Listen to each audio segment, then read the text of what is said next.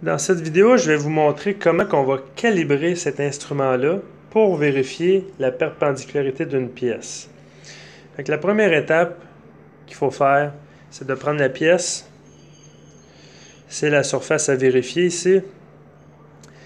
J'ai mon palpeur avec mon aiguille. La petite boule, c'est mon aiguille. Cette petite boule-là, c'est ça qui va toucher ma pièce pour venir vérifier. Elle, il faut qu'elle soit le plus haut possible sur ma pièce. Okay? Mon aiguille doit toucher le plus haut possible, sans être à la limite, là, mais le plus haut qu'on peut, pour avoir une meilleure précision de perpendicularité. Si on est trop bas, on mesure juste une petite distance qui est moins précis. Alors, on va prendre la clé. Sur le côté, on a une vis qu'on va dévisser. Et là, mon appareil, je peux le bouger de gauche à droite et je peux le bouger d'en haut en bas. Ce qui est important, c'est, bon, là, l'orientation de gauche à droite, c'est pas précis, mais disons qu'il faut le mettre le plus au centre par rapport au cercle. Okay? Si je le mets comme ça, c'est moins bon parce que l'aiguille va toucher sur le côté. Alors, on y va à l'œil au centre. Okay? Pour la hauteur, et là, je mets à côté ma pièce et je vais le mettre à un niveau le plus haut possible.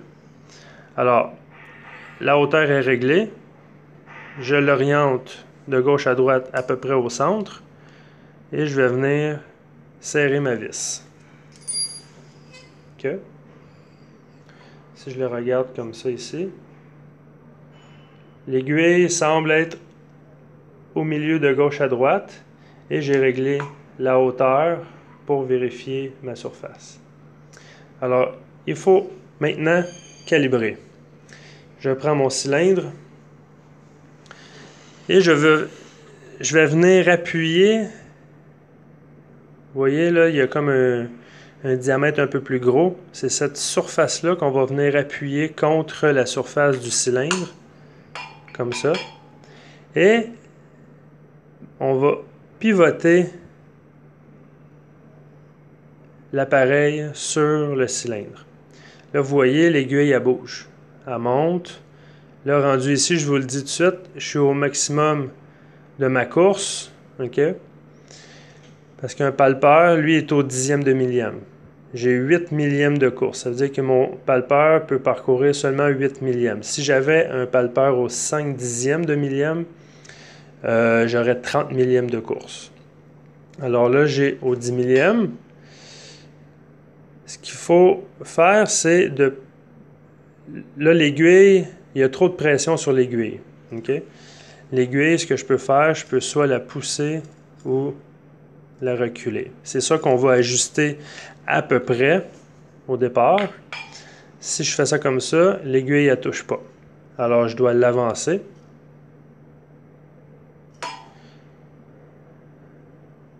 Ça ne touche pas encore. Je l'avance encore.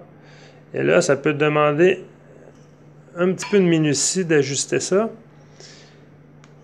L'important, c'est que l'aiguille puisse bouger légèrement. Ça ici, vous voyez, là, ça commence à bouger. Là, mon aiguille, là, par expérience, là, il faut qu'elle fasse au moins 3-4 millièmes. Okay? Du moment où ce qui ne touche pas, il faut qu'elle fasse 3-4 millièmes. Parce que si ma pièce est vraiment croche, ben mon palpeur, soit qui indiquera rien, parce qu'il y a très peu de course sur le palpeur. Fait que je vais l'avancer encore un petit peu. Bon, ça c'est un peu trop.